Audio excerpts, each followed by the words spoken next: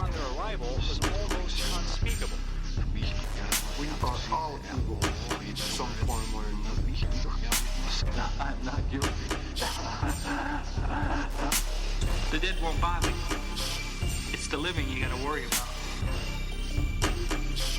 If I couldn't keep them there with me whole, at least I felt that I could keep their skeletons.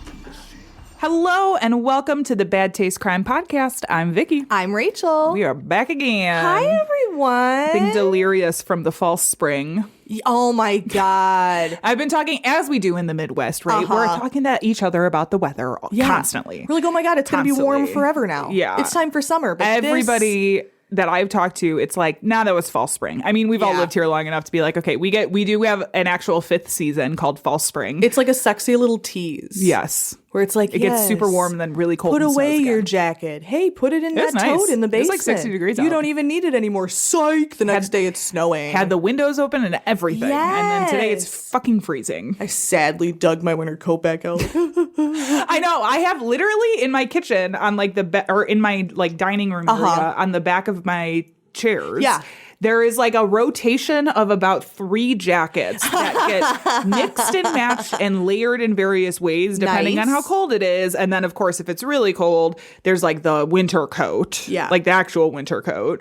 But like, I have to keep them all out right now because day to day, I'm like, I don't know what kind of coat I'm going to need. So annoying. So I have like 3 or 4 coats on rotation. I hate in that. various layering things. Yeah. Like, I know it's like global warming and stuff, but I just want to live in an area where the weather is more predictable. Yeah. However, can we talk about how I went skiing last weekend? I was going to say. It was so fun. I haven't gone in like 15 years. You're sitting across from me in like a cast. Yeah. No, I she's am not. totally fine. I do have a couple bruises. I have a very interesting pattern of blisters that have kind of started to heal. But it was so worth it. I fell like 3 times, which is pretty good. That's not I feel like that's bad. not that many. And it was just a blast. It was just like so looked fun. like so much fun. Yeah. And it snowed, like, actually. It snowed a shit ton. Except there it had rained the night before, which kind of made things some small Icy. ice patches and stuff, but it was fine. Honestly, it was I mean, I fine. feel like that would just make you go faster. I was sore for like 3 days. I couldn't walk straight. Was it like muscles in places you didn't know you had It them? was both of my calves, which you don't yeah. realize how much you need those day to day until you can't use them. Oh my God. And both of my quads. Yeesh. Which was fun. And then a little bit of my shoulders because pulse. But so worth it. Yeah, it looked really fun. It was so fun, dude. I will not be going to that, but I'm like, so glad you had This is why I went with Alex and Davian, because I'm like, you guys are my friends who are like the active friends that will go do shit like this with me, which I so appreciate. See, next time you get like a horror movie and a pizza, hey, call your old pal Rachel. That's you don't want to go skiing or snowboarding? No. Yeah. I've been to there's the not many ER. people that I can convince. You know what? I gotta say, like, it's not that bad. A kitty. It's not that bad. I'm at least a year older than you, and I survived. Well, that's fair. I'm young at heart. You guys, I'm having a crisis. My nose is broken. Oh, gosh. Is your nose broken? Call in. I excitedly showed my friends my new perfume, and they were like, you smell like a grandma. She does smell like grandma, It though. literally Yeah. smells so good. Yeah. You guys are crazy. No, Maybe your guys' grandma smelled definitely grandma so smell. good. No. Oh my God. It's grandma smell. It's not a bad thing. It's just how her grandma smelled. That makes me sad. All right. We are going to move on to Netflix and Kill, which this week is an HBO and Kill. We're talking about Neighbors. Neighbors. We're talking about Neighbors. Sorry, I was reading it off my screen. There are so many of these like apps, these streaming apps that I'm like, oh, I just haven't heard of that one. Neighbors. Yes. Not to be confused with the movie of the same name. Oh yeah, It was like Zac right. Efron and That's the like one where like they Will Ferrell they or like live next to like a frat house. yeah. Dave Franco's in that, I think. Dave Franco. That's it. He does like James a- Franco. Is it I James think it's Franco or Dave Franco? It's Dave because he does like a really good Robert De Niro impression. And I remember seeing the clip of it and I was like, that's really well, we're good. not talking about that one. I want to. We're talking about the new TV series from HBO original, of course. Of course. Also, might I add, an A24 production, which it? the people who know me very well know that I am obsessed with like literally anything A24 I does. love A24 as well. It is, yeah, so it They're is so good. an HBO original and A24 production. And basically, so as we record this, there are, I think, 3 episodes out. What's the By name the of time it? this comes out, they will probably all be out. It's called Neighbors. Okay. And it is an episodic documentary series where they profile various neighborly disputes. Okay. They do 2 an episode.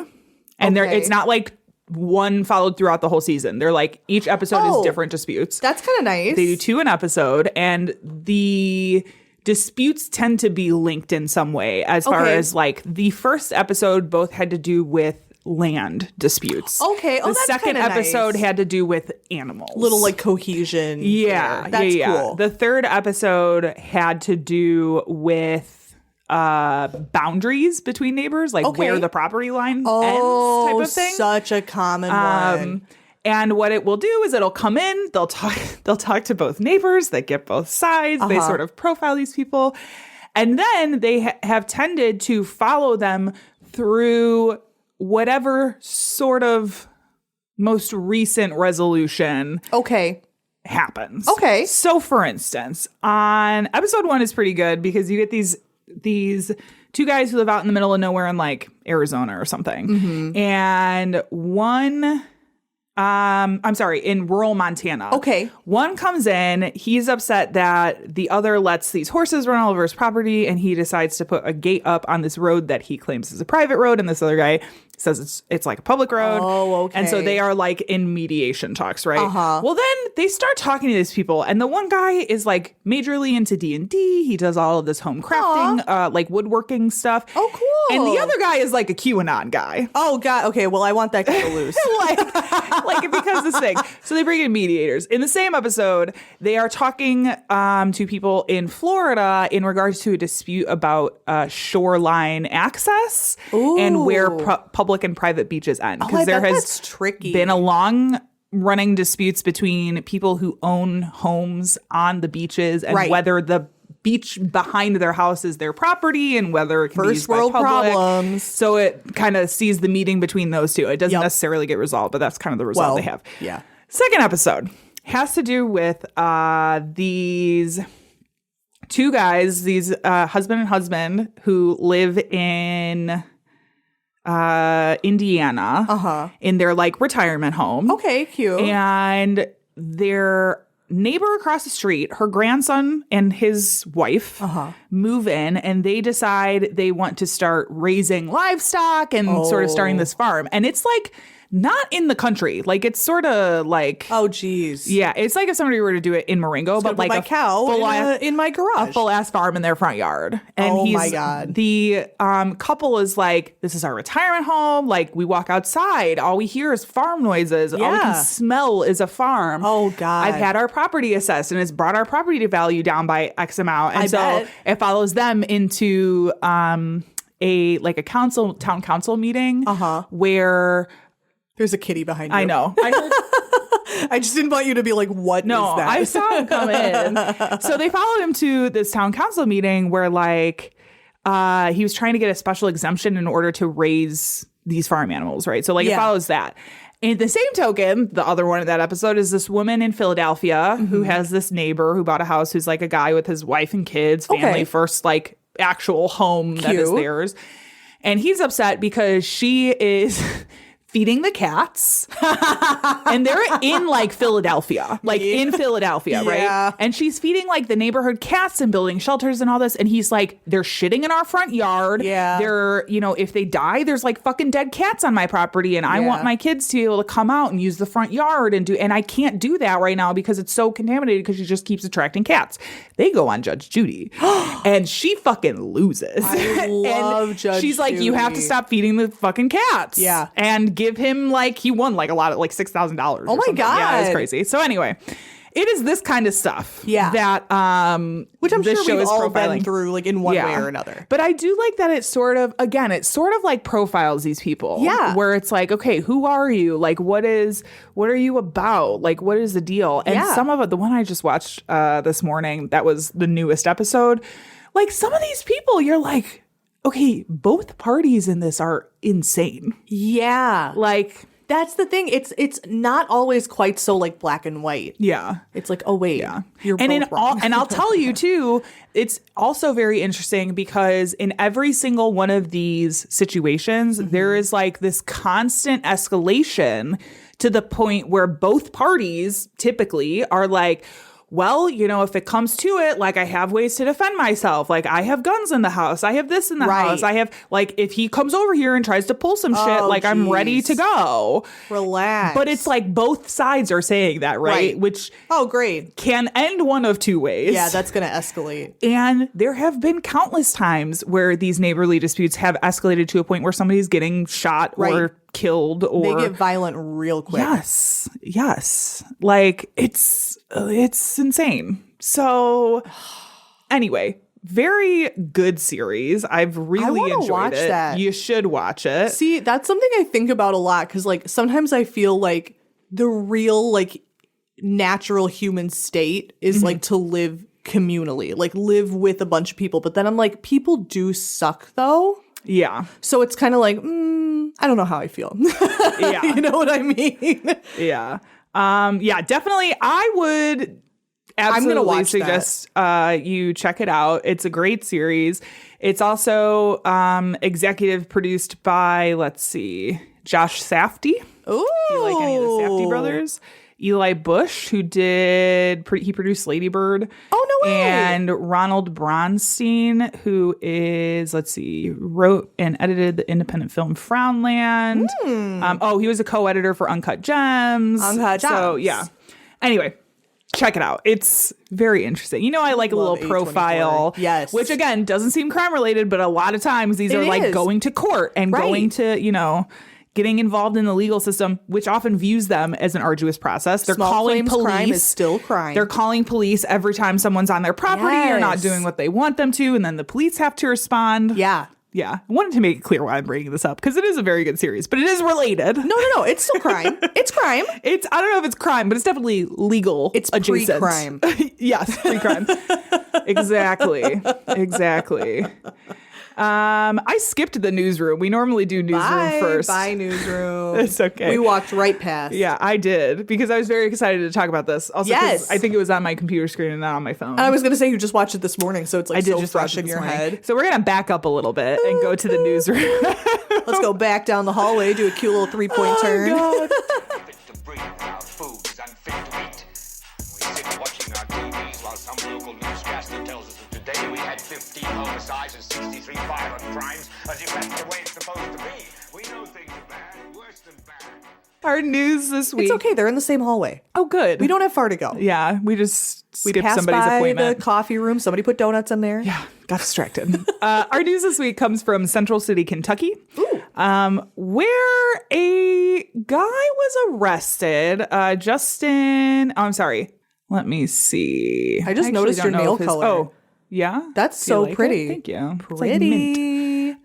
Alan Osborne was arrested after authorities got a 911 call from somebody who had passed by on a road and said they saw a person having an inappropriate act with a dead deer on the side of the road. Oh, girl, what? Yeah, so they called 911. Hello.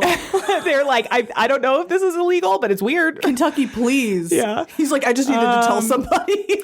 They went out. They arrested him. It says he was arrested for the act. Yeah.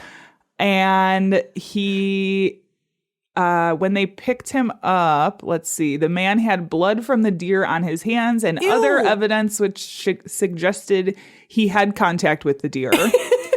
And he potentially is looking at a charge of sexual crimes against animals.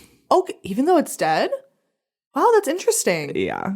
I almost wondered if it would go more for like indecent exposure. So do you think it's less bad if it's No, I don't think it's less bad. Just with the legality. Oh, yeah. I No, I wasn't see what sure you're if it saying. would be more of like you're doing this where people can see you. That's like indecent exposure, or even it could be like low key like sexual assault. Right. But like it's a crime against animals, even though the animal's dead. That's just interesting to me. Yeah. Because it's, well, I guess it could be, interesting. Yeah. Legal stuff is interesting. Also, to be fair, they do not specify the act. They just reference it by the act. And am curious. Yeah, I want to know. Because logistically, I'm like, Show me the dash cam.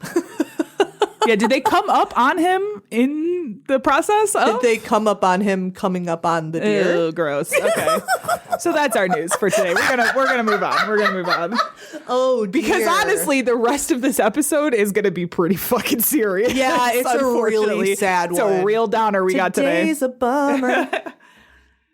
This is a part of the show where we say content may not be appropriate for all listeners. We are definitely talking about some real heavy stuff today. Yeah, it's a sad one today. Sorry, my bad. Sorry. My fault. Yeah, My why fault. did you? I'm interested in what led you to this topic. Yeah, so we have previously, and I was like, we haven't done this in a while. Maybe this would be a good topic. We have previously Pre-Rachel. talked about, yes, yeah.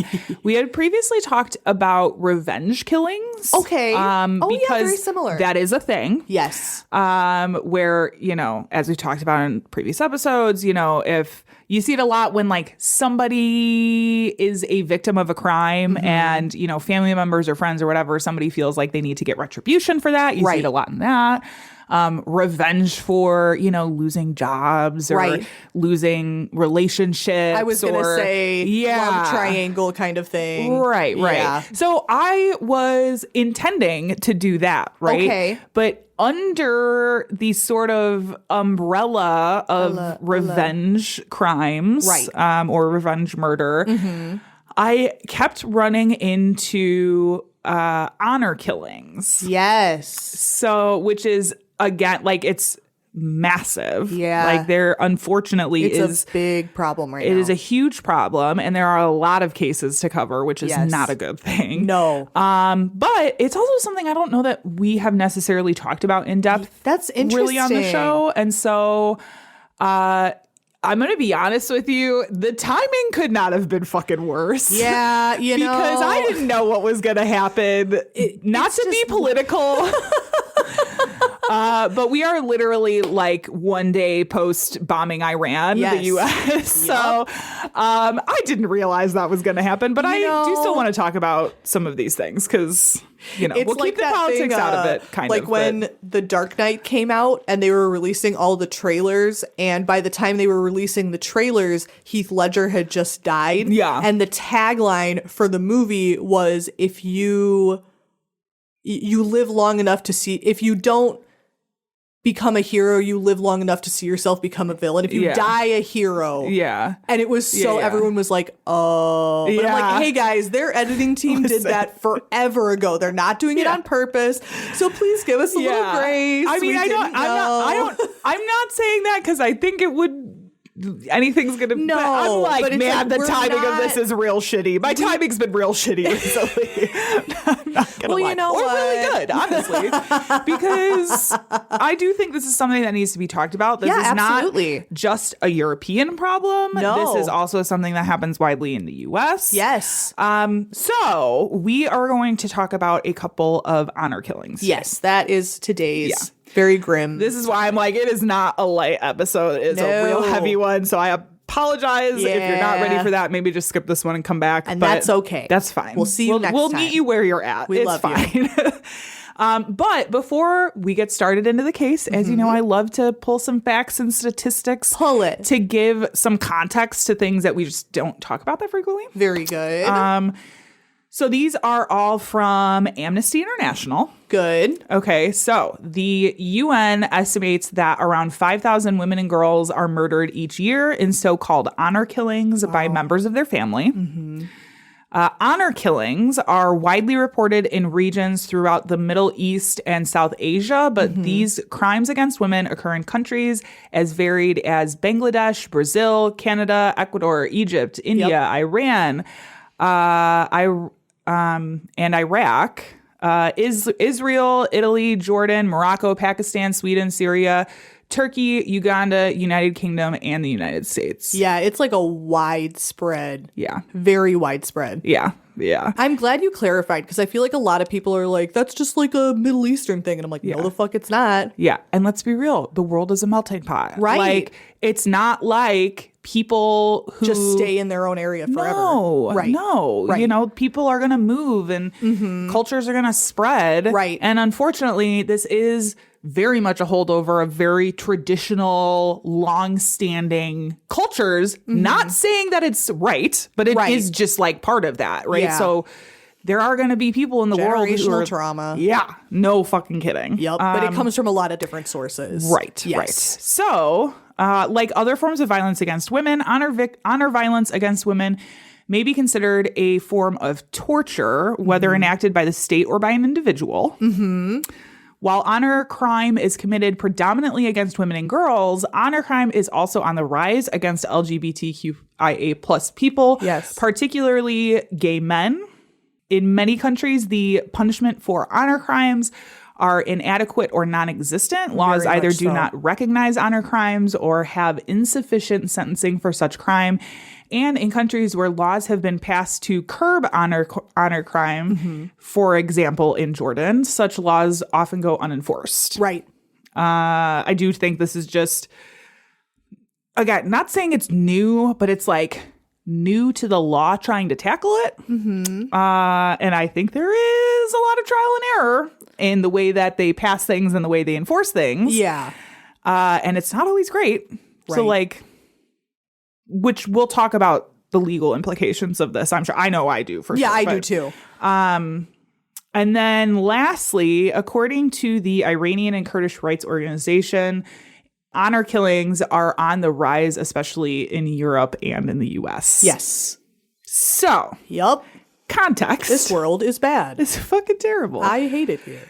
So I'm going to talk about the murder of Banaz Mahmoud. So Banaz was one of 5 daughters and a son to a traditional Iraqi Kurdish family. Okay. And when she was 10 in 1995, the family left Iraq and went to go seek asylum in the United Kingdom. Okay. Where honestly, like there were already like uncles and stuff that had gone to the United Kingdom. Oh, that's nice. So- So have, like a family. Right. So they went over to like where the same area that all of her uncles were kind of settled. Right. Like that's kind of where they ended up. That makes sense. Real quick, guys, if you hear an ominous jingling in the background, It's just the cat. little kitty. Rachel, you don't even have to acknowledge it. Oh, I'm sorry. It's fine. I didn't know if it You would don't pick it even up or have not. to. It probably will, but it's fine. We just pretend it's not happening. Hi, kitty. Okay, we're moving on. We got He things came to do over like, here. are you talking about Yeah, me? we got things to do here. Okay, sorry, cat. My We're bad. busy. We're busy. He's like, wow. So, Bitch. well, you bring this up when I'm trying to describe something real fucking horrible. I'm Rachel. sorry. It was a very loud jingling. What a vibe killer. I didn't want people to think they were going crazy. Well, let me get into my fucking terrible get into shit. it. Get into it. Unfortunately, Banaz and all of her sisters were subject to the horrible treatment of women in many traditional Iraqi Kurdish homes before they had even left their home country in Iraq. The 4 eldest daughters, which included Banaz, had been subject to female genital mutilation. Oh my God. Yeah, That's yeah. horrible. Her eldest sister had been forced into an arranged marriage. Really? Don't acknowledge it. Pickle, I know. But now it's Just keep closer to the going. mic. Her eldest sister had been forced into an arranged marriage to a man 15 years older than her when she was 16. Oh my God. Followed shortly after by her younger sister, Paisy. Another that's a cute name. older sister of Banaz, Bekel, attempted to escape the family, spending some time in foster care. In a later memoir that she would write, Bekel details physical abuse from her family for associating with Western people. That's so sad. And like getting into the sort of like Western Right. clothing style Yup. and like hairstyles. That and like plays in heavily in mine as well. Yeah. That seems to be a pretty common they were problem. like, no fucking way, you're Yeah. becoming too Westernized. Yup. So they're very traditional. After she managed to run away, Bekel says she was threatened by her father that if she didn't come home, he would kill her mom, sisters, and himself. Oh my God. But despite these threats, Bekel instead stayed on the run, wearing a full veil wherever she went. Clever. In like fear of being recognized. Right. Because again, like the people that are there and the people her family associates with are very traditional They would Kurdish snitch. families. Yes. They would snitch. It's a very tight, close-knit community. Yeah. Like, yeah. So she was like scared shitless, wearing a veil, so she wasn't recognized. And this actually resulted in her father, Mahmoud, being cast out by some of the members of the community because he couldn't like control his daughters. Wow. They're like, you can't control your family, you can't control your women, like we don't want to associate with you. I don't want to associate with him either. Yeah, no, you'll be Not saying for the that same. reason. You'll be saying the same thing by the end of this. Forced marriage finally came for Banaz when she was around 16 or 17 years old. She described her future unwanted husband as a man 10 years older and from her traditional hometown who was illiterate and old-fashioned. Oh my God. After the two were married, Banaz continued to be physically abused by her new husband, even raped, something that she had attempted to bring to the attention of police and her parents, though it seems like, honestly, like none of them were really willing to help. Right. Yeah. At all. Especially her parents were like, well, God, that's just how it is. disgusting. Yeah. Her family had gone so far as to say that if she decided to leave, that it would only bring shame on the family. Too bad. Right. But after 2 years of staying in a horrible, unwanted marriage, Banaz decided to leave and did actually return to live with her parents in July 2005. Oh my gosh. Yeah. It was also around then that 20-year-old Banaz met her new boyfriend, someone she picked for herself, a man named Ramat Suleimani. Now, this is from The Guardian. Quote, she had described him as open-minded and respectful, and the pair had hoped to marry. That's End quote. nice. It is nice. I know. I'm like, I know what's going to happen. Ramat, as you probably guessed, was not part of the same Yep. Iraqi Kurdish community that Banaz was from. Was he of the same nationality? Like, was he Iraqi? Do you know? I don't. I think he was. Yeah, that's definitely like a Middle Eastern name. Yeah, I'm because just not sure. they did talk about him not being Iraqi Kurdish, and he also wasn't Muslim. Like he, Okay. so he was very much. I'm sure he was of the same descent, but like Right. not Like in the I was same- waiting for her to get like a white like London boyfriend and for them to like totally flip. Oh, like, yeah. You would think like Yeah. maybe they were like, well, at least he's Middle But he Eastern. was like more westernized. Right, totally. And they talk about how Ramat was like a friend of the family. Like Yeah. he, I think, did some handiwork for them and would have Okay. dinners and stuff. But they were Yeah. like, "You're absolutely not good enough for one of our daughters." right because he's type not of from the thing. same. Yeah, yeah, I see. That makes sense. yeah. Oh, this is awful. I don't like this one. Well, so like I said, Ramat was not part of the same Kurdish community Banaz is from, and the two knew that their relationship would be met with this disapproval. So for a while, they were able to like meet in secret, have these sort of like secret rendezvous. And again, from The Guardian, quote, a few months into her relationship with Mr. Soleimani, which began in autumn 2005, the lovers were spotted together. They were followed by a group of men in a car watching and waiting. When they kissed, those watching captured it on a mobile phone. Oh End no. quote. These men immediately then went to the family to show evidence of what they had discovered, and which was an unsanctioned relationship with somebody from outside of the community. Assholes. And on December 2nd, 2005, Ari Aga Mahmoud, who was another of Banaz's uncles, it was her dad, one of her dad's brothers. Okay. But he was also pointed to, even though he was the youngest, was kind of like the head of the family. Okay. So Ari calls a meeting in his home with like the men. And they're like, okay, well, we have to do something about this. And their only solution was to kill Banaz and Ramat for all of the shame that they had brought onto their family. Oh no. The same day as the meeting, likely after they had come to a decision, one of Ari, her uncle, Banaz's uncle, called Banaz's mother to tell her what they were planning. They're like, this is what we're going to do. Banaz overheard this phone call. Oh. And she, fearing for her life, as she should have, went to the police and reported this threatened her life. Good for you. You would think so. Oh God. About 10 days later, Banaz she returned to the police station and leaves this list of people who are like, these are the people that are going to be after me. And of course, it's like her uncles Right. and some of their, like her cousins and her Yeah. friends. And after that, they decided to pay a visit to her house where she lives with her parents, which is like, okay, well, at least they're doing something about it. But they're putting her in danger. Yeah. And they go there and she's like, oh no, I didn't say anything. Like turns them away. Like, right. Please leave. Yeah.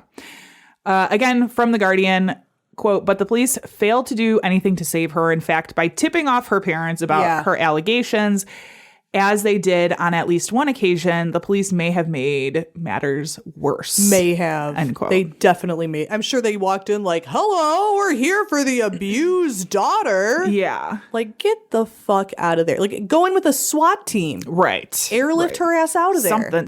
Something like more discreet. I don't know. Like, hey, meet us here. Right. On New Year's Eve, Banaz was taken to her grandmother's house where her father and uncle had planned to take her life. Mm-hmm. While there, Banaz was forced to drink a bottle of brandy, which caused her to become drunk and disoriented, but also was like super against her religion. Very much so, I was going to say. They do not drink alcohol. No. So she's like drunk, basically, forced drunk. She manages to escape out of a back door and tries to smash a neighbor's window in order to get help and cuts herself. She like cuts her wrists in the process of smashing this. So police and emergency services are called. They call an ambulance. And when they arrive, she tells them that her father was trying to kill her. Like, she just keeps saying, like, my dad was trying to kill me. My father was trying to kill me. But they didn't take her seriously.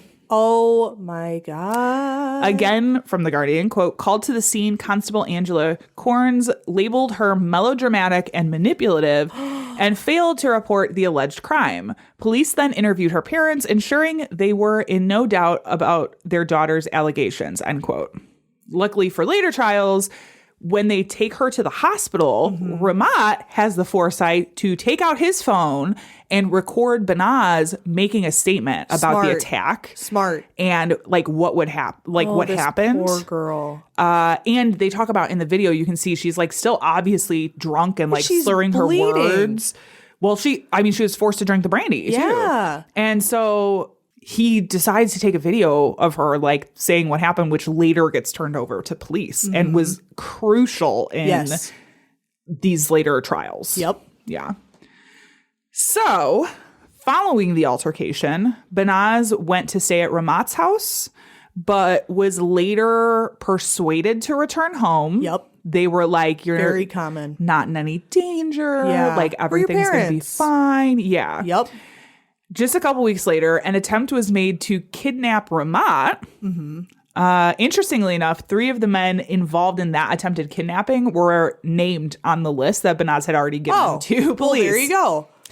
To the shock of the right. I'm sure. Right. Like, honestly, dude. This is pissing me off so bad.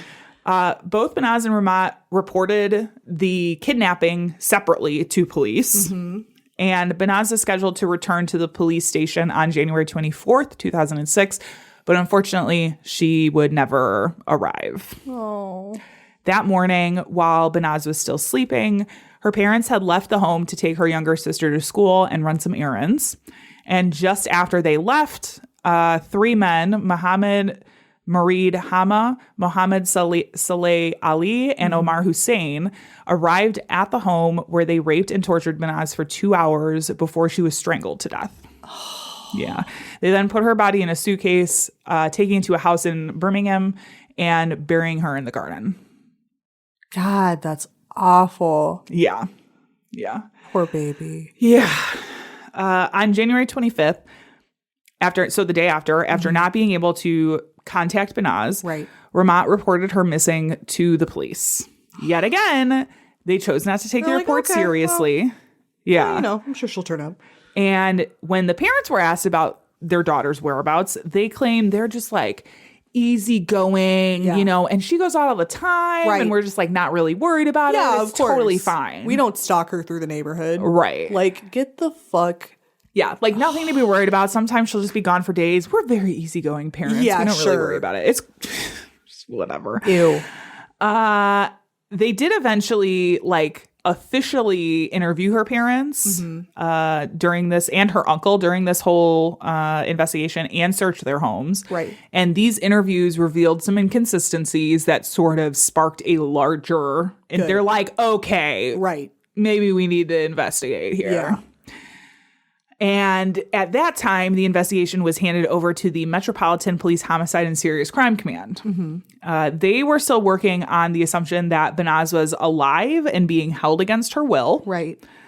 Eventually, their investigation led them to arrest Banaz's father and some other suspects. Yeah. They, of course, none of them were cooperating, and there were like a lot of threats going to the police from the Kurdish community to try to like stop this investigation. Yeah.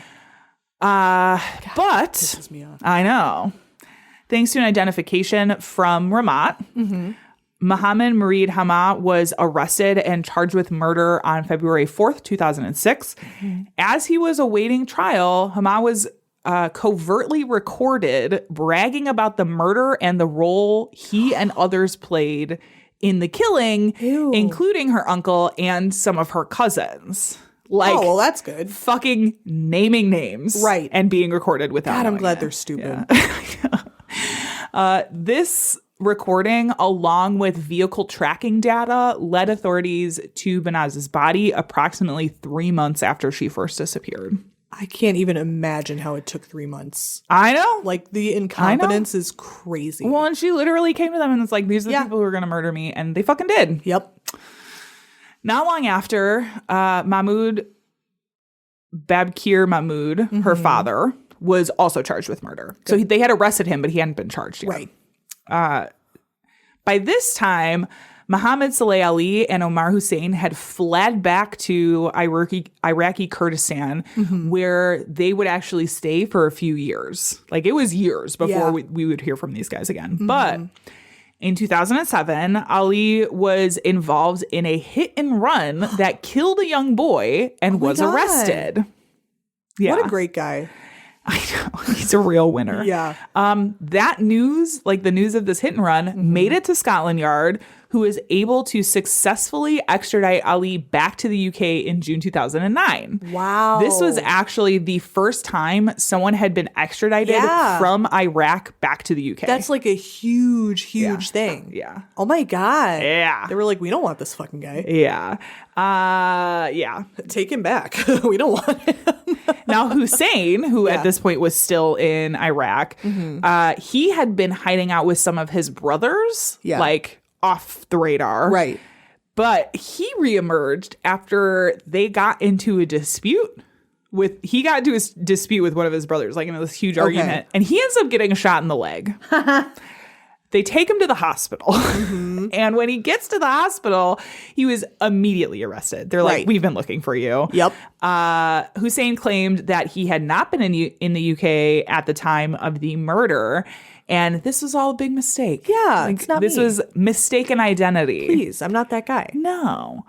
But there was overwhelming evidence, Of course, confirming his identity. And he also was extradited back to the UK in March 2010. Good. Yeah. And this was like, these extraditions are literally history making. Yeah, like, these are huge. They are setting precedent for this happening, for something that doesn't happen. Because they're tricky. Extraditions are very tricky. They are tricky. Frankly, a lot of Middle East countries do not have the most positive view of the more Western countries. So, like, negotiating these kinds of things is a very precarious situation because nobody wants to budge and nobody wants to cooperate. Nobody wants to give anything. Bad blood everywhere, which is understandable. Yeah. So you don't see extraditions like this coming out very frequently. Is like a huge deal. Yeah. Dang. So good. There were 3 trials total beginning in March 2007. Ramat Bekel, and who is Banaz's sister, they both testified in person for the prosecution, but received a treasure trove of threats from the Kurdish community, of course. So much so that Bekel actually chose to have her identity obscured during her testimony. She testified behind like a screen. Yeah. Yeah, like a I've screen. seen that before. Yeah. Which again, like, I don't blame her. Me That neither. shit is really fucking scary. So brave of her to testify. The fact that she even got out there at all That's and amazing. testified just as a woman, let alone like what a good being sister. a family member. Yes, dude. That breaks yes. my heart. It seems to me that everybody who was charged with something in this case got convicted. Okay. And there's kind of a long list, so I'm Okay. going to run through them. Yeah. So Mahmoud Babakir Mahmoud, who is her dad. father. Yep. He was convicted of murder. He received life in prison with a minimum of 20 years. Phew. Ari Aga Mahmoud, who is the uncle, he was also convicted of murder, received life in prison with a minimum of 23 years. Mohammed Marid Hama, who was convicted of murder, received life in prison with a minimum of 17 years. Shtewan Hama, convicted of conspiracy to pervert the court of justice, received time served. Okay. Muhammad Saleh Ali, who is one of her cousins, was convicted of murder, conspiracy to kidnap, threats to kill, perverting the course of justice. He received life in prison with a minimum of 22 years. Omar Hussein was convicted of murder, conspiracy to kidnap, threats to kill, perverting the course of justice. He received life in prison with a minimum of 21 years. And Sana Amin, who was a cousin, was convicted of perverting the course of justice, preventing the lawful burial of a body. He received 8 years, which was time served for him. Okay. He'd already been in there that long. Yeah. So, following the trials, the Independent Police Complaints Commission investigated the handling of Banaz's case leading up to her murder. To no one's surprise, they found the investigation was bullshit. Wow, no way. Wow, no shit. I'm like, What? wow, no one is surprised that Right. they did a really shitty investigation. Of course. As a result, it was recommended warnings be issued and 2 of the officers appear before a disciplinary committee. Unfortunately, because before it could even get off the ground, pretty much the panel was abandoned after key witnesses declined to participate. Right. Some people believed that this may have been Ramat, who had already testified like multiple times for the prosecution. Well, and, an entire community is like threatening to kill you. Not saying that it was everyone, but like I mean, it was a lot. And that shit is scary. yeah, That shit very is scary. This poor guy just lost his girlfriend. Like, geez. So but that's unconfirmed. Right. And whoever it was, like that was like their key witness. They're like, well, we don't really have any evidence to move forward with this. Right. So the panel was abandoned. So one of the officers got the lowest disciplinary sanction that you can receive, and the other got promoted. That's disgusting. Yeah, cops be cops everywhere, man. Fuck 12.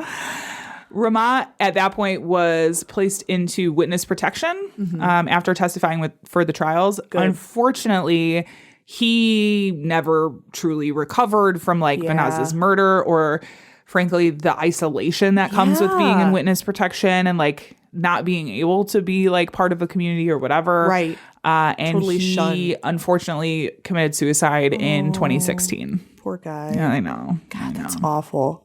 Now, since her death, Banaz's sisters have both become, 2 of her sisters have both become very vocal activists. Oh, that's amazing. An article by Global Citizen from 2020 talks about Paisley fighting for laws in Britain to outlaw child marriage. Aww. Now, previously, there was a loophole that allowed children aged 16 and 17 to marry with parental consent. Yes. Which I believe we actually have something similar here. We do.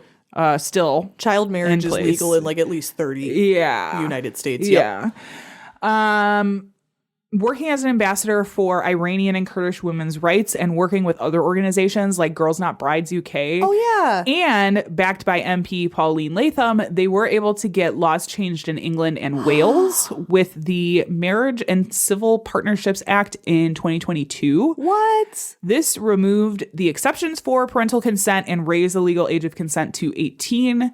And this is from Girls Not Brides quote, the act criminalizes forced marriage in all circumstances before the age of 18, regardless of whether coercion, violence, abuse, or threats are used, end quote. That's amazing. Yeah. Good for It was her. huge. This is also strengthened existing laws in England and Wales, strengthened by existing laws in England and Wales, including the 2008 Forced Marriage Civil Protection Act, which is used to protect victims or those at risk of being forced into marriage, and if breached is punishable by up to 5 years in prison. Okay.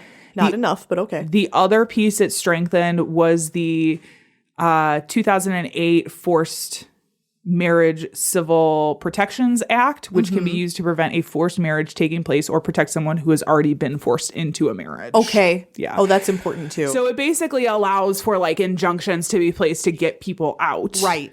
And then Good. Yeah, it reads to me like an order of protection almost. Yeah, absolutely. But That's what I was going to say. specific to like This forced situation. marriage situations. Yes. Yeah, which is good. Very this good. This is all good.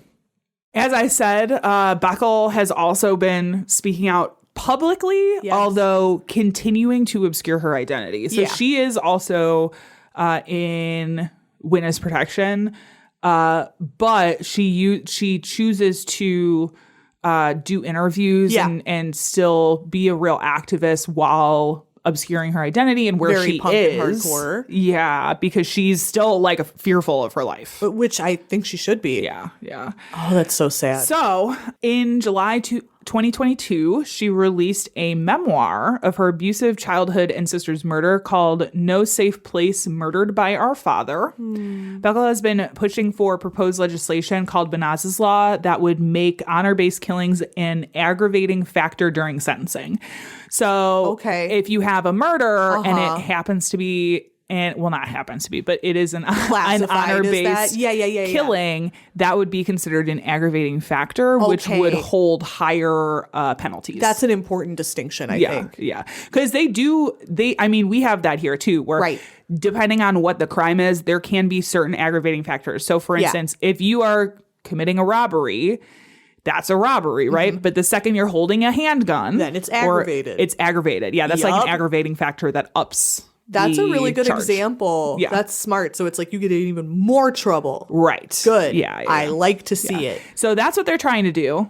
It also provides a road or an avenue for guidance and trainings for authorities to identify and respond to honor-based killings. Right. Which like I think, step one, don't walk into the house and be like, hello. Well, and I think this just comes down to some of the like domestic violence reform and that kind of thing. Right. Where it has to be treated very delicately and in a specific way. And you need training around these things to know how to handle it. Every situation's different too. Right. And this is the same thing with like mental illness. Like Absolutely. There's more mental illness training going on so that things can be responded to appropriately without this guy having a panic attack did not respond well to me pointing a gun at his head. Right. Who'd have thought? How can this be remedied? Yeah. So it's trying to provide for that too. So it's not people, it's not like the Wild West out here doing whatever. That's amazing. But to give people the actual training. Those women are incredible. It was added as an amendment to a criminal justice bill that was ultimately rejected, saying that this type of abuses are already covered by existing law. Whatever. Although fighting for the law changes, like I said, Beckel is still under witness protection. Right. So I do think they are both super brave. Yeah, absolutely. Continuing to speak out in whatever way that they can, because they have this unique experience of living like the day-to-day of their testimony is like so crucial. Living the day-to-day of a traditional society that fucking hates women. So that is the story of Banaz.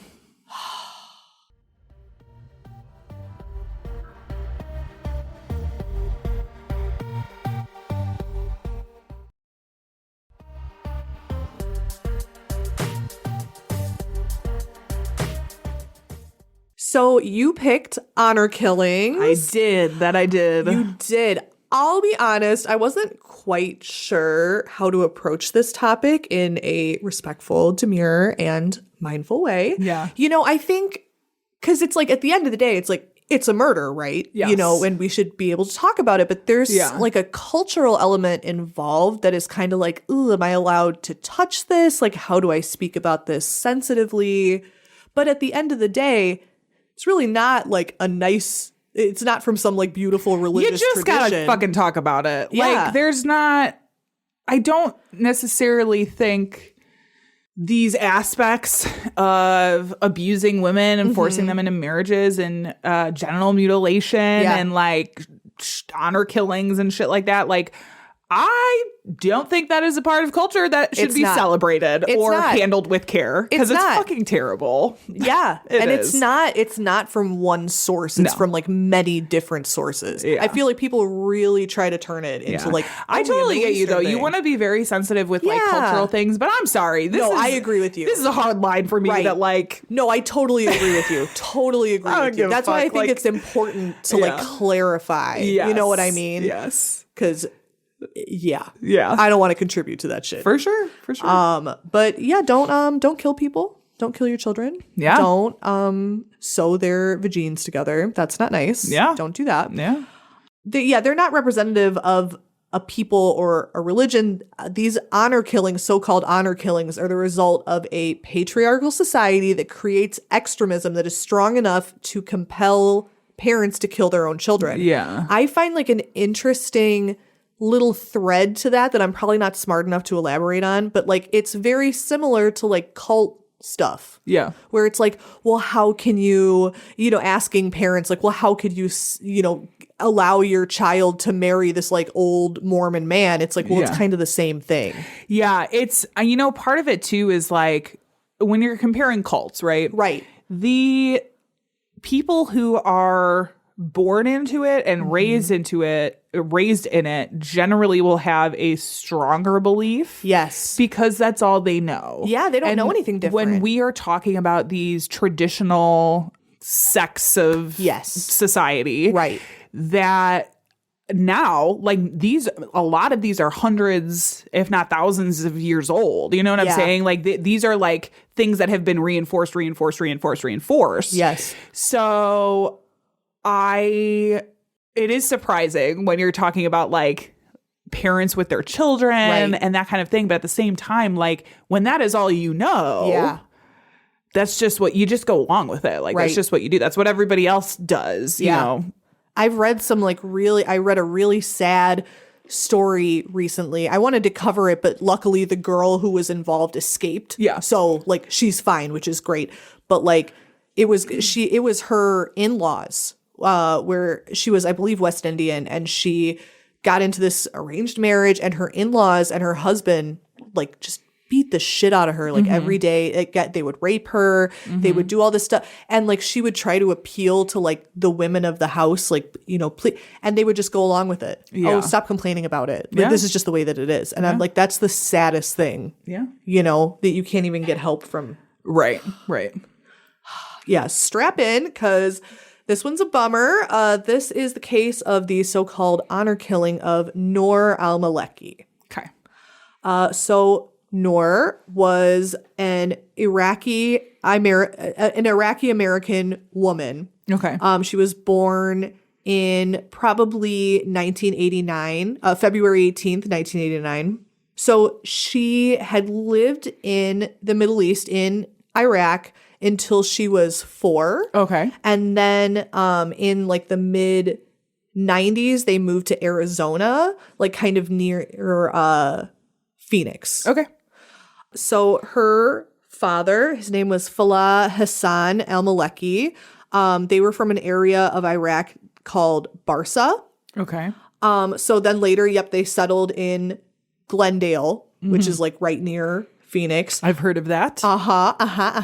She went to U.S. high school, regular public school. She ended up graduating, and she went to the local community college, Glendale Community College. Okay. So it's like she was assimilating like in public. Yeah. But in private, she was still very much living this like patriarchal life. The expectation for her was that she would clean, she would take care of her siblings, she would cook, and was she was the eldest? I believe so. I think so. Okay. But she had several younger siblings. Right. And I'm just thinking as like the eldest, like you take on that role of like... It's just a girl thing. Yeah. So all of the girl children take care of all of the boy children. Right. And I'm not saying like in every household, but in this very, very traditional household, yes. And even when that's, I'm trying to be delicate here, even when that's a thing, like if you live in a traditional household and that's a thing, it's not necessarily like a violent thing. It's just the way it is. Right. In this particular one, it was. Her friends, like her like more Western friends would say like if she resisted at all, or even if anything happened that wasn't her fault, if she were late, if she were whatever, she would be beaten severely by her parents. Yeah. Very severely beaten. Gotcha.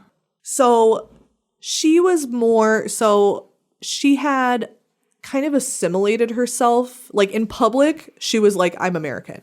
And at this point, she actually didn't consider herself to be Muslim. Okay. She was like, I am Middle Eastern, I'm from Iraq, but I'm not part of this religion. Yeah. So she was that far in public where it was like, I'm not really a part of this. Okay. And she did not, because she didn't consider herself Muslim, she did not veil. And from the pictures that I've seen, I mean, I know it's a different perspective, but she wasn't dressing like, you know, a hoe, which is her right to do. But like, it's not like she was being crazy. But she certainly wasn't dressing to the standards of her family, who expected her to dress very conservatively. Okay. Like she dressed like a little cute 2000s girl going. Sure. I'm like probably like the rest of us. It was a very 2000s time. She wore some like vests over shirts, you know, such a time. Why were we business casual? Why did we all do that? Felt fancy. She looked very pretty. But her father and her family, of course, heavily disapproved. And he ended up finding, like, I think she had, I don't know if she had a Facebook or if it was like somebody else's Facebook. And of course, like you went over in your topic, when you're in this family circle where you're all very traditional, everyone snitches on you. So I'm betting one of her, you know, family members saw the picture and showed it to her dad. Right. Because it's like, oh, if you all are not allowed to be on Facebook, how did you see that? Yeah. That's my question. What were you doing at the Devil's The men Sacrament? probably can. Right. Yup. I don't like that. That pisses me off. Not the women. He's on there playing Candy Crush. Pisses me off. But he saw a picture of her like with boys, you know, not like an explicit picture, but to him it was like, oh my God. Very, very, very upset. Yeah. So at this time she had gotten a boyfriend.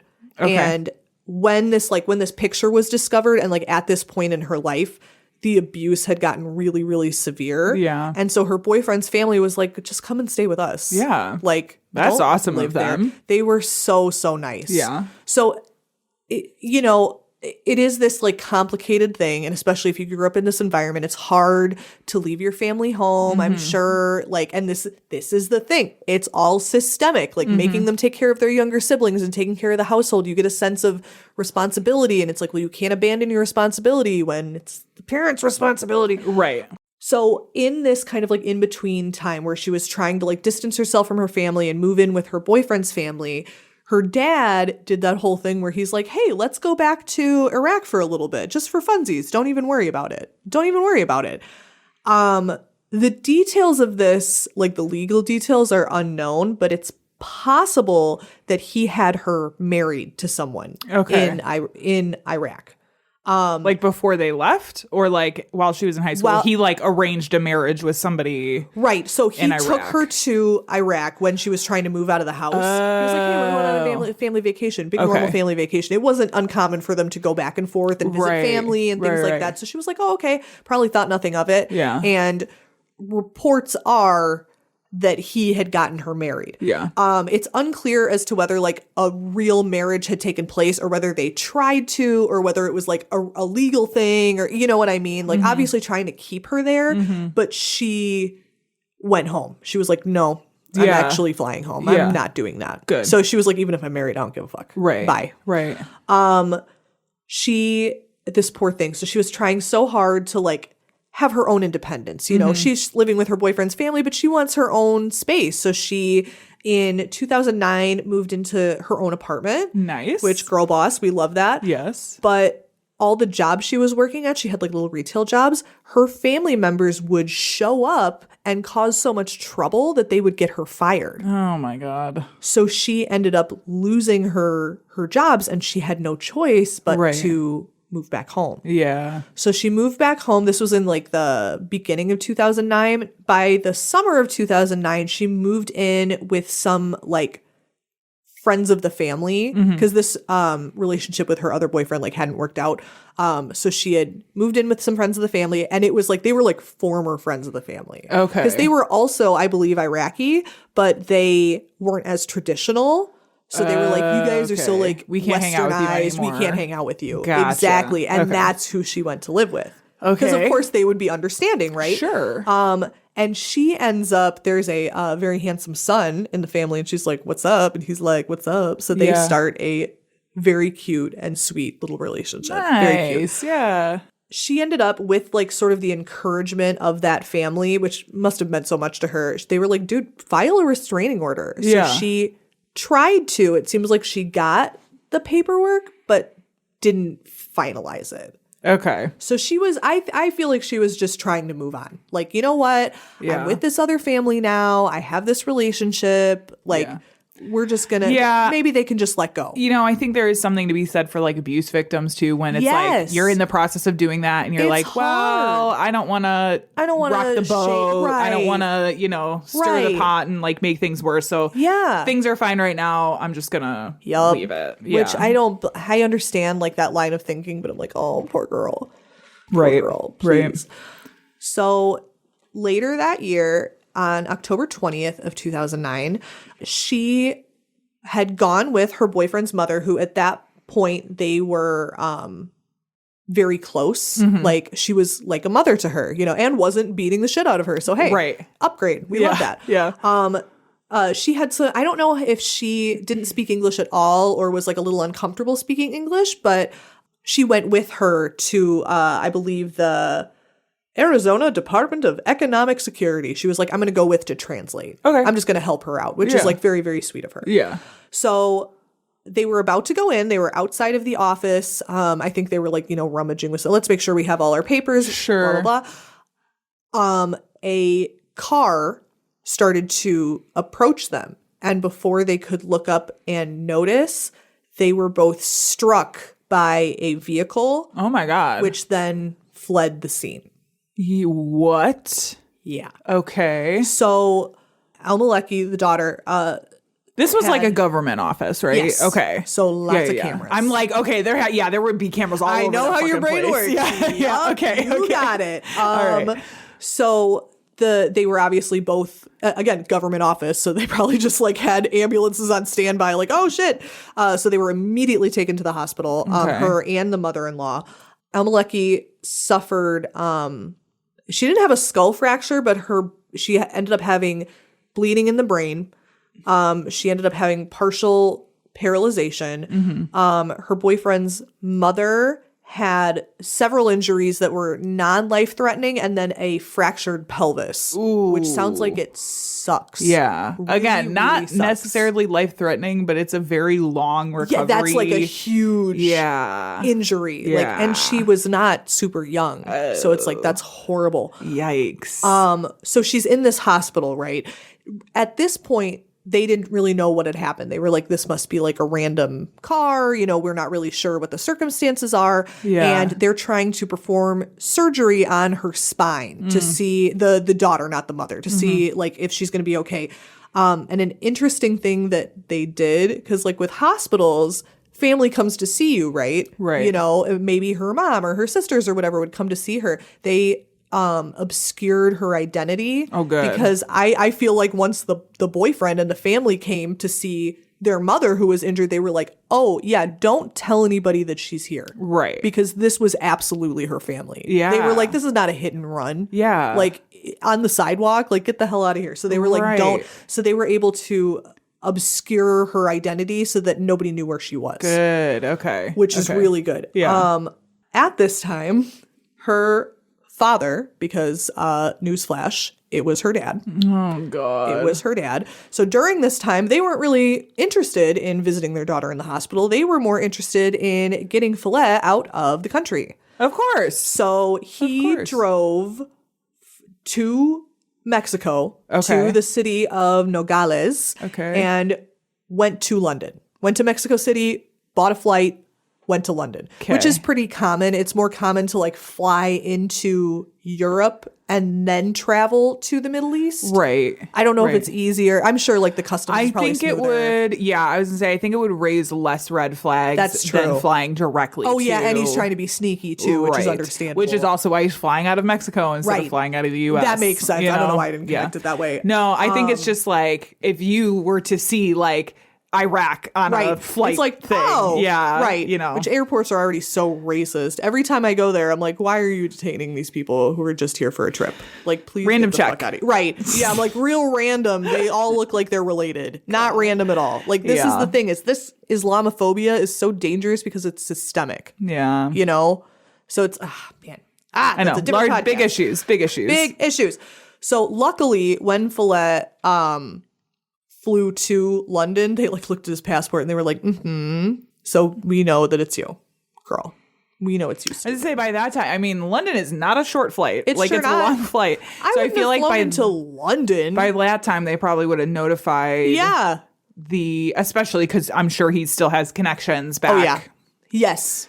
You know. Yes, he does. But luckily, UK border was like, oh, hey, what's up? No, you're actually not coming here. And we're going to just ship you right back to the United States. Bye. Nice. Bye. That's fine. Noor was still in the hospital at this time. And I don't know how they couldn't have caught this, but I'm not a doctor. She had like a UTI at the same time, which normally not a big deal. But when you're having like surgery and stuff is a really big deal. The infection can spread to like your major organs because like shit's opened up. Right.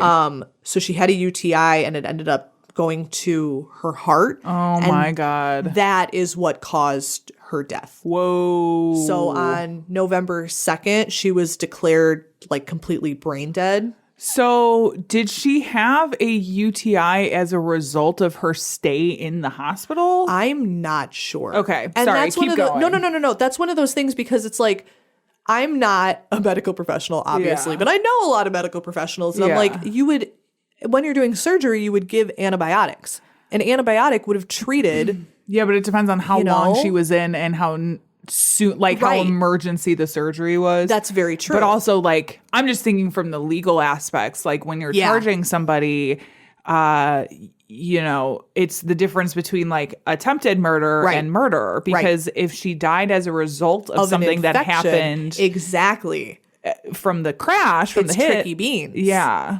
But if it's like something that happened as a result of being in the hospital, then it's like, okay, well, you know, while they may have been, the injuries may have been like mitigating factors. Yeah. The ultimate cause of death. Oh, I'm sure his lawyers were like, yes. I'm just, again, this is the things that, legal that interest nerd. me. It's true. No, but it is very interesting. And that's, I wonder if it was like medical negligence or if it was just something that happens. Like I'm not 100% sure, but I do find that very interesting. Yeah. Unfortunately, on November 2nd, that's when she was declared like 100%. Like she is not revivable because she had been placed into a medical coma at the time, and that's when she got the infection, and she had been on life support, and that was disconnected. Okay. So sad. I know. I feel so bad. She was so pretty and sweet. Yeah. So the trial began on January 4th, 2011. So 2 years after this. So Follett's lawyers were like, hey, so here's the deal, okay? He did mean to hit them with his car, but he didn't mean to kill them. So you actually like cannot charge him. You have to charge him with second-degree murder. Okay, that is definitely some legal maneuvering. It's some bitch shit is what it is. I don't like that. I mean, I'm not saying it's right. I'm just saying it's good strategy. No, I know. It's shitty, but like... And it was an effective good strategy because he was, in fact, convicted of second-degree murder. And I think a big part of that is for some reason they didn't want to go forward with like capital punishment. They didn't want to give him the death penalty. They just chose not to pursue it. Yeah. So they were like, no, second-degree murder is fine. Okay. And the jury did not... I mean, still carries a heavy penalty. Right. It's still murder. And it does. It's still murder. And it does. And I think a big part of that is they were unable to prove premeditation. Yeah. Not intent, but premeditation. Like, they almost wondered, which I think is stupid because I'm like, how did he know where they were at? Yeah. What were you doing there? But it's like, they, I think, tried to allege like that he had seen them and like been like, and like ran his car Like it was into a them. last Like, minute decision. it was like a crime of passion bullshit, which I'm like, there's no way. How did he know where they were? Shut up. So I disagree. But regardless of what I think, April 2011, Follett was sentenced on multiple accounts for murder, for the second-degree murder of his daughter. He was sentenced to 16 years. Okay. For the injuries that he inflicted upon her boyfriend's mother, he received 15 years. Okay. And then for like leaving the scene and dipping out, he got like 3.5 years. Okay. And they're all to be served consecutively. So all in all, he got like 34 and a half years in prison. Yeah. Which, okay. Is at least something. And a little bit of a happy ending. He served 13 of those years before dying on November 10th, 2024 at age 63. Oh, good. So he is dead and in hell. Yeah. There is a, if you want to learn more about this case, there is a Facebook group that I'll link that was established by Noor's friends. Okay. That's kind of committed to honoring her legacy, which is very, very sweet. She really seemed like such a sweet person. And 48 Hours had covered this, which Very is where I cool. got a lot of my information. Very cool. But he was the only one that was charged. Like, I feel like this crime, like, there's not as much information as there was like with yours about like this whole like community of snitches. But I'm like, for real, how did he always know where she was? Yeah. And like her whole family, not like the little siblings, obviously, but everyone had been beating the shit out of her. I'm like, nobody else faced charges? Like, they couldn't connect this? Yeah. And I do think, like in my case, I do think it was incredibly helpful that you had firsthand witnesses who were willing to speak out. And that is not always the case. And I'm not necessarily blaming those people because what a fucking situation it's to be in. It's that culture of intimidation. But like, because truthfully, I don't know what I would do being in the same situation. I don't know. Like, you always hope, like, well, I would say so. It's like, well, imagine if your mother and your father and your siblings and everyone in your entire family who are the only people you're allowed to associate with, and you have no connection to the outside world, including limiting internet access. You have no idea. This is all that you know. And they're telling you every day, if you go into this Western world, you will die. You know, what are you supposed to do? So like the people who testify are like so incredibly courageous and brave. Oh, that breaks my heart so bad.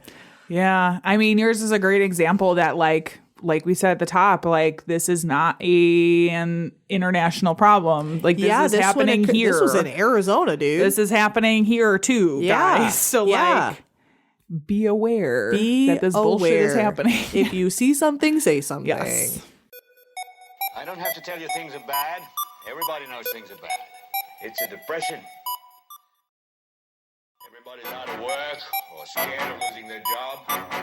The dollar buys a nickel's worth. Banks are being bust. Well, that has been our episode. I know it's a very heavy one. It's a bummer. Very heavy one, minus the visits from our in-house cat, Pickle, being a nuisance. I'll have to see if I can post that photo on our website. But yeah, so... that's a heavy one. But it's take care of your mental topic. health after this episode. Yeah, it's an important. I'm really glad that you picked it. Like, I was pretty nervous. Like I said, like to cover it. I was like, I feel like I'm going to say something wrong. But I think it is important to cover. But you got to call out bullshit abuse. You do. Also, absolutely. I'm like, I don't feel bad about that. No, absolutely, absolutely. I don't feel bad for being like, fuck you for murdering people. Yeah, fuck you. I'm glad that dude's dead, and I'm glad the people from yours are in jail. Yeah, I hope they're having a terrible time. Yeah. All right, with that, our sound and editing is by Tiff Fullman. Our music is by Jason Zakshevsky, the Enigma. Woo!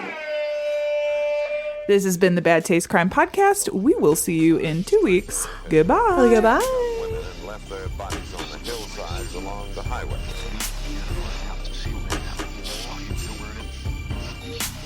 It was as if a wave of evil washed over this town. We are all evil in some form or another.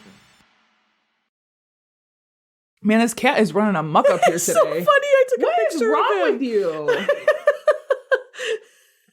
What is wrong with you, dude? I'm just over here trying to be professional and continue I kept on. having to turn away from the mic to laugh. Pickle, what the fuck? He was trying to scratch these. I know, was like, I was "Bro, waiting for stop." him to fucking climb up that. I unhooked him. Pickle! Pickle, this is a serious episode. Pickle, what the fuck? Any other episode that would have been fine. Literally, this one is so serious. He's out in the hallway looking at ghosts. He could care less about what we're God. saying. He's doing that cat thing, like Jesus Christ. looking at nothing.